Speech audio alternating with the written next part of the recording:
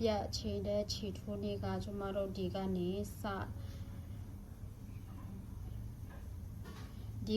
ကျမတို့ပွားတယ်เนาะဒီမှာကျမတို့အယုတ်ဖြစ်ထိုးတဲ့အခါမှာဒီကနေကျမတို့တလိုင်းပြီးတလိုင်းပွားတယ်အဲ့ဒါနဲ့ဒီမှာကျမတို့တစ်ခုချင်းစီเนาะထိုးတယ်ပြီးရင်ပြန် short လိရှိတယ်เนาะဒီမှာ short တယ်အဲ့ဒီ line ဒီလိုမျိုး line ပေါ်တာမလှဘူးဘာလို့လဲဆိုတော့အခုဆိုရင်ဒီအယုတ်ကိုချီပါဒီမှာသူ့ရဲ့အယုတ်ကဒီမှာအနာတစ်ခုရှိပြီးတော့အဲ့ဒီနာကိုချုပ်ထားတယ်လို့ပေါ်တယ်ပြီးရင်တခြားဟာဆိုရင်ဒီလိုမျိုးမပေါ်တာရှိတယ်အဲ့ဒါဥပမာဒီမှာဆိုရင်တိတ်မပေါ်ဘူးเนาะဒီမှာဒီဟာနဲ့နိုင်ကြည့်မယ်ဆိုရင်ဗာလဲအလိုင်းတွေတိတ်မပေါ်ဘူးခြေထိုးနေကတော့တူတယ်အဲ့ဒီ pattern တွေကတူတယ်ဒီမှာဆိုရင်မတိတာဘူးเนาะမတိတာဘူးဟိုမှာကျတော့အယမ်းတိတာတယ်ဆိုတော့အဲ့ဒါမျိုးကိုဒီ line ကိုမပေါ်အောင်ဥမာအခုကြည့်တယ်ဆိုရင်ဒီမှာအရင်တော့ကအမာရွက်နဲ့တူတယ်ချုပ်ထားတဲ့အမာရွက်နဲ့တူတယ်ဆိုတော့ဒီလိုမျိုးမပေါ်အောင်ဘယ်လိုထိုးမလဲဆိုတော့အခုဆိုရင်ကျွန်မကဒီမှာ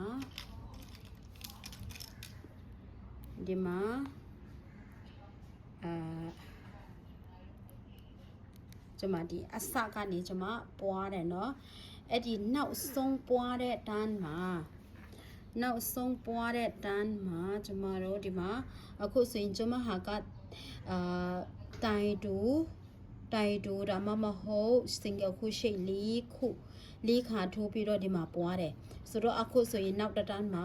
single crochet 5 ခါထိုးပြီးတော့ပြီးရင်6နေရာမှာပွားဖို့ရှိတယ်ဆိုတော့ကျွန်မကဒီအလိုင်းတွေ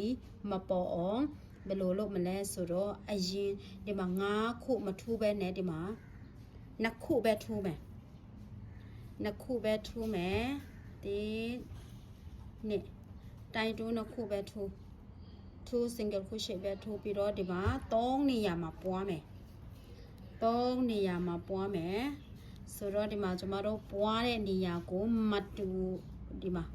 ဘူးတကယ်ဆိုရင်ကျွန်မက5ခုထိုးတယ်ဆိုရင်ဒီပွားတဲ့နေရာရဲ့အထိပ်မှာကျွန်မပွားဖို့လိုတယ်ဆိုတော့ဒီမှာပွားတယ်ဆိုရင်ခုနလိုအလိုင်းပေါ်မှာဖြစ်တယ်ဆိုတော့ကျွန်မကဒီမှာပွားတယ်ဒီမှာ2ခုထိုးပြီးရင်ဒီဘက်မှာကျွန်မ3ခုနဲ့ဆုံးမှာဖြစ်တယ်ဆိုတော့ဒီမှာ2ခုပြီးရင်ဒီမှာ3ခုဆိုတော့5ခုဖြစ်သွားမယ်ဆိုတော့ဒီမှာ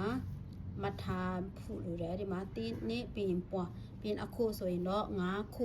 ဆက်သွားလို့ရတယ်တင်းနေ့3 4 5ဆိုတော့ဒီမှာ6နေရာမှာပွားမယ်ဆိုရင်ဒီမှာကျွန်မတို့ပွားတဲ့နေရာမတူဘူးဆိုတော့အလိုင်းကမပေါ်တော့ဘူးဒီမှာအခုဆိုရင် line တွေ corner တွေရှိတယ်เนาะ corner တွေ line ဒီမှာရှိတယ်ဆိုတော့ဒီမှာ6နေရာမှာပွားပြီးရင်1 2 3 4 5 6နေရာမှာပွား1 2 3 4 5 6နေရာမှာပွား1 2 3 4 5 6နေရာမှာပွား1 2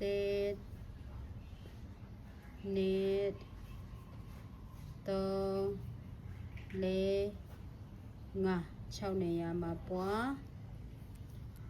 ဆိုတော့ကျွန်မဒီဘက်မှာ2ခုထိုးထားတယ်ဆိုတော့ဒီမှာ2ခုထိုးထားတယ်ဆိုတော့ဒီမှာ3ခုကျန်တော့မယ်1 2 3ကွက်တီပဲโอเค1 2 3 ဆိုတော့ဒီမှာ y ကြီးဖြစ်တယ်နော် y လေးဖြစ်တယ် line မပေါ်ဘူးနော် line မရှိဘူး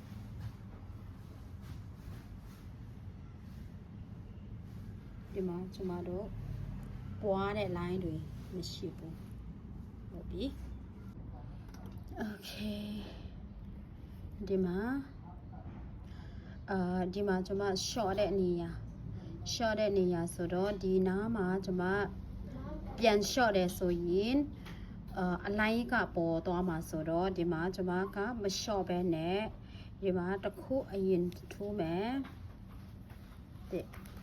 အလဲမှာကျမဒီ short တဲ့နေရာတစ်လိုင်းဒီမှာတစ်လိုင်းဆိုတော့ကျမဒီအလဲမှာထိုးသွားမယ်short မယ်ဒီနဲ့တချို့ tourist ဒီမှာကျမ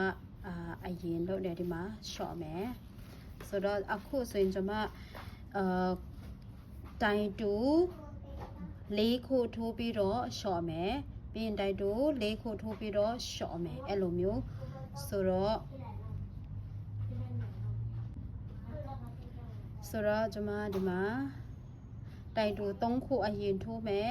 ပြီးရင်ဒီမှာ short မယ်ဆိုတော့တိုင်တူ1 2 3ခုထိုးတယ်တကယ်ဆိုရင်ကျမ5ခုလိုတယ်ဆိုတော့နောက်ဒီတန်းကိုပြန်သွားတဲ့အခါမှာဒီမှာ short မယ်မဟုတ်ဘူးဒီမှာတစ်ခုပြန်ထိုးမယ်ဆိုတော့အကုန်လုံးပေါ်4ခုဖြစ်သွားမယ်ဆိုတော့ကျမဒီမှာကျမတို့ short တဲ့နေရာကဒီမှာဒါပေမဲ့ကျမအလယ်မှာ short တယ်ဆိုတော့ပြီးရင်တိုင်တူ4ခုထိုးမယ်1 2 3 4ပြီးရင်5နဲ့6ကို short မယ်5နဲ့6ကိုအတူတူထိုး1 2 3 4 5ပြီးရင်ဒီမှာ short 1 2 sorry 1 3 4 5ပြီးရင်မဟုတ်ဘူး4ပဲ sorry 1 2 3 4ပြီးရင်5နဲ့6ကိုအတူတူထိုးပြီးရင်1 2 3 4 5မဟုတ်ဘူး4 short ပြီးရင်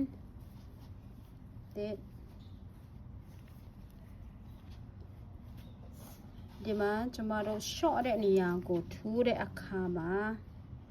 ဒီမှာဗါတဲ့အပေါက်ကနည်းနည်းကြီးတယ်တကယ်ဆိုရင်ကျမကဒီမှာထိုးရမှာဆိုတော့အပေါက်ကိုကျမတို့ short တဲ့နေရာကိုတစ်ခါတလေအရန်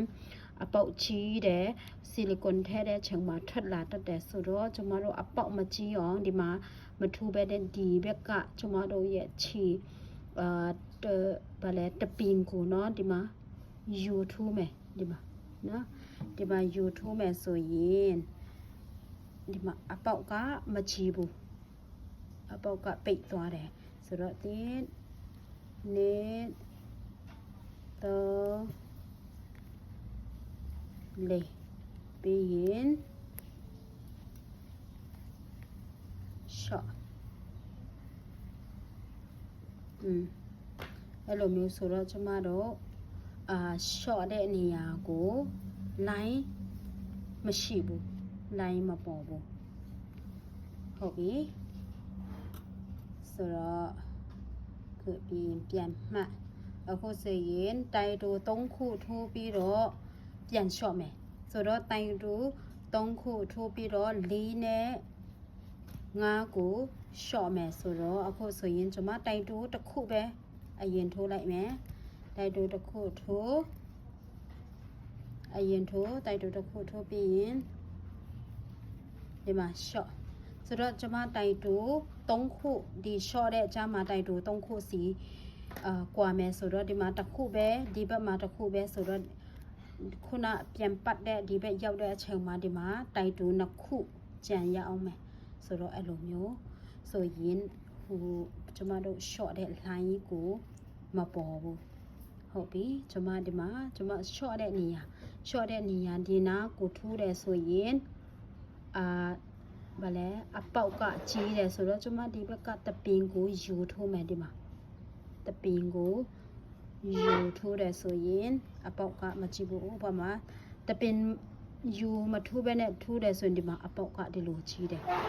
ဆိုတော့ကျွန်မဒီနာကိုမထိုးဘဲနဲ့ဒီမှာအပင်ကို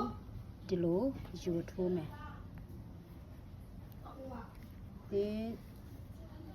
နေတော့ပြီးရင် short 4နဲ့5နေရာကို short ပြီးရင်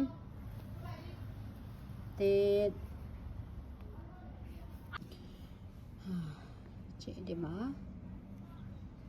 ကျမတို့line လုံးဝမပေါ်ဘူးနော်နည်းနည်းတော့တီချာလေးကြည့်ရင်ကျမတို့short တဲ့နေရာပေါ့နော်နည်းနည်းတော့တိတယ်ဒါပေမဲ့ဒီလိုမျိုးကြည့်ရင်လုံးဝခုနဟာနဲ့အရန်กว่าတာနော်ဒီမှာဘလိုမျိုး line မရှိဘူးကြည့်ဒီမှာ line မျက်နှာကမလာသွားဘူး